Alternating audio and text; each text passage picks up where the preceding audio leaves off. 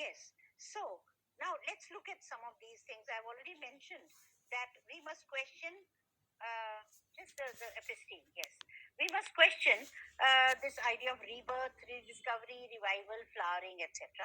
Why? Why should we question that?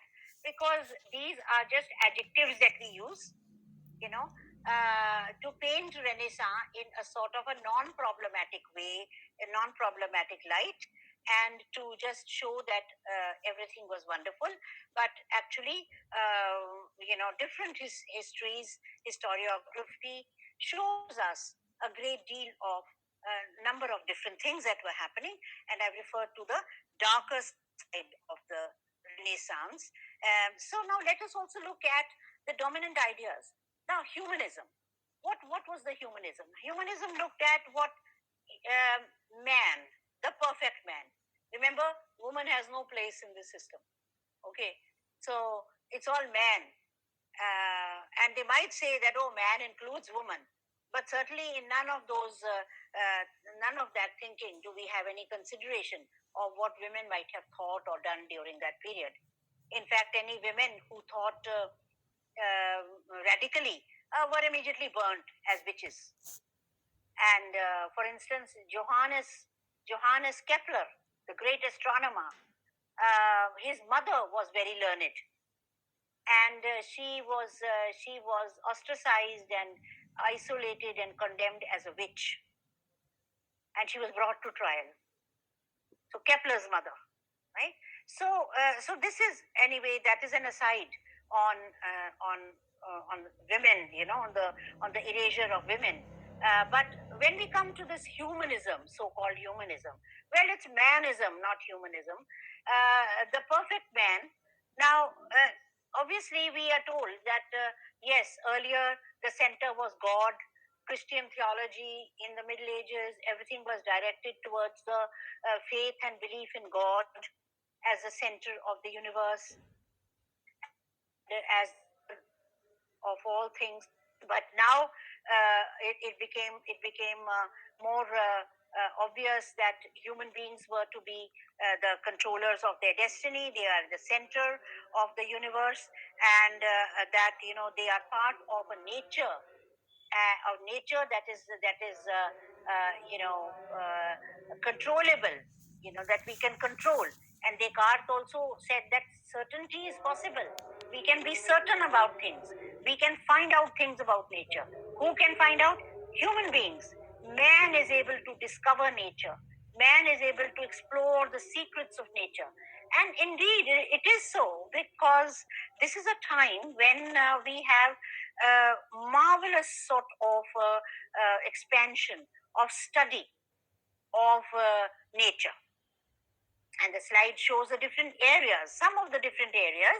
It's not comprehensive, but some of the areas in which the study of nature took huge leaps. Science and mathematics, astronomy, for instance. And so a view of the larger universe, of the macrocosm, the planetary system, the solar system, etc., all that became much larger. And it was all built on mathematics. All these thinkers, Descartes and others, they were all, right from Erasmus onwards, they were believers in mathematical science, in logic, in mathematical science. But also anatomy.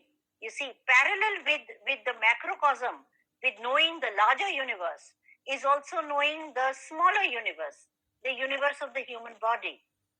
And in the human body, we have the development of Vesalius, who is the anatomist, great anatomist of the time, and Leonardo da Vinci learned from him, and the great emphasis on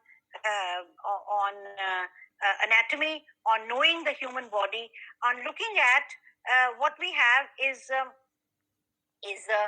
sort of a structural organization of the human system. And around this time, there was also the discovery of so many of the systems inside the human body. For instance, the circulation of blood. Though I must mention that it's not that these ideas made a radical difference entirely and immediately on the thinking of all the people. You know that well into the 17th century, Ben Jonson, Every Man in His Humor, or even in Shakespeare, we find theory of humors is still there. Idea of the humors, the four humors, etc., is still there. So it's not that we have kind of seen a radical, complete transformation of the idea of how human systems work, or of medicine. I mean, leeches were used right up till the modern times for taking out blood from the body as a form of treatment. So it's not that that suddenly Europe became all modern and enlightened, and all modern medicine became acceptable. Even for a long time, it was not so. So then, yeah, you see the ideas, that idea of genius. Now you see, when you come to man, you will find that, yes, I mean, individuality grows. That on one hand, there is the social order, and on the other hand, the individuals have freedom to develop their potential. The idea of freedom that comes from some of the Greek literature, the potential stands out, and the individual freedom leads to the idea of genius. Now, today we are kind of pretty much sure about, we have IQ test and this and that, and we value genius. We say, oh, such and such kind of person would be a genius. Where did the idea of genius come from? The idea of genius came from the idea of certain exceptional individuals who were capable of being almost like a god. And it comes from the idea of hero, right from the earlier times, that the hero is some person of exceptional stature, exceptional ability. And that is why in Shakespeare's tragedies, for instance, we have these larger than life figures who embody the idea of hero. But in the Renaissance philosophy, it is a little different from how Shakespeare presented. That in the Renaissance philosophy, it is a bit like the perfect man.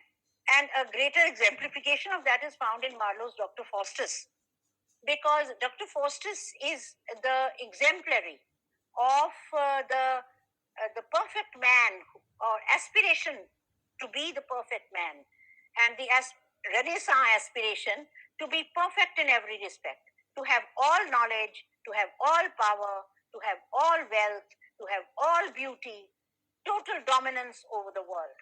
That is the aspiration.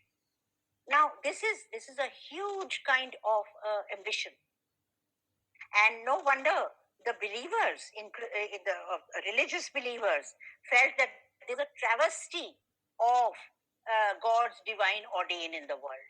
That how come that man can be so big as to challenge God? And that is precisely the dilemma we find in Dr. Faustus, because we find that we have this overreacher. This Overreacher is the title of a book that I read when I was a student, by Harry Levin. And the Overreacher is an Icarus-like figure. The myth of Icarus represents the Renaissance man. That Icarus was so ambitious, and he wanted to fly, and so he made wings, and he made wings of wax, etc., put together feathers and made huge wings, and took off. And he flew, but he was very ambitious, so he wanted to fly higher and higher and go closer to the sun. And as he went closer to the sun, the heat of the sun melted the wax on the wings, and he fell and he drowned in the sea. So that is the overreacher. The overreacher meaning that hubris will happen, as was in the Greeks, and as we see in Shakespeare also, and in Marlowe, that we have this inordinate ambition, which will lead to disaster. So this is how the poets and the literary writers actually critiqued it. In fact, if I may give a little bit of a example from King Lear, that some of the old and the new ideas clashing, which they clash in Shakespeare a lot. Shakespeare himself steps aside to allow his characters to speak in different voices of the dominant thinking of that time. So there is a dialogue between Gloucester and his illegitimate son Edmund in King Lear. And significantly, It is right in the beginning of the play, Act 1, Scene 2, and it is just after Lear does his foolish acts and he, makes his decision to divide his kingdom. So Gloucester says, he says, I'm quoting, these late eclipses of the moon and the sun good to us. So he's a believer in the astrology. He's a believer in the fact that it's the stars which dominate us. Um, he says that though the wisdom of nature can reason, it does, and does, yet nature finds itself scourged by the sequent effects. Love cools, friendship falls off, brothers divide, in cities mutinies, in countries discord, in palaces treason, and the bond cracked between son and father. The king falls from the best of our time. Machinations, hollowness, treachery, and all ruinous disorders follow us disquietly to our graves. He says the time is such that these bad things are happening. And because it's the stars that rule us, we are being controlled by the heavens. Edmund says, uh, this is the excellent foppery of the world, that when we are sick in fortune, often the surfeits of our own behavior, we make guilty of our disasters the sun, the moon, and the stars, as if we were villains out of necessity, fools by heavenly compulsion, knaves, thieves, and traitors by spherical predominance, drunkards, liars, and adulterers, uh, enforced obedience of planetary influence, and all that we are evil in by a divine thrusting on. An admirable evasion of whoremaster man to lay his goatish disposition on the charge of a star. So this shows the conflict between certain new beliefs and old beliefs and how these are juxtaposed. But one very important development is that in geography, you know, the mapping of the world, the cartography, how karta is a chart, is a word for chart, how the maps of the world are being drawn, and how cartography makes this part of the world, the center, very well charted out, and other parts subservient to whichever country or whichever power happens to dominate them.